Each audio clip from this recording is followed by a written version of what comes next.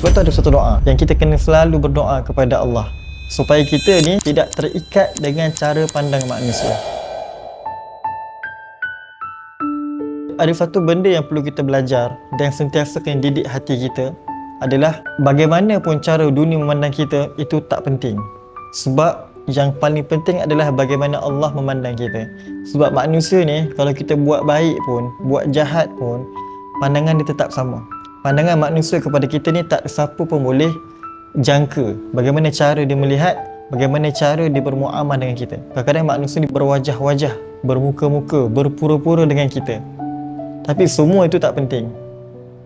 Yang penting adalah bagaimana Allah SWT melihat kita. Sebab tu ada satu doa yang kita kena selalu berdoa kepada Allah supaya kita ni tidak terikat dengan cara pandang manusia.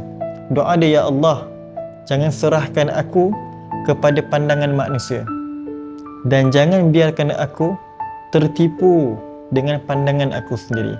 Biarlah pergantungan, sandaran, pandangan yang aku harapkan adalah daripada-Mu, wahai Allah Subhanahu wa ta'ala.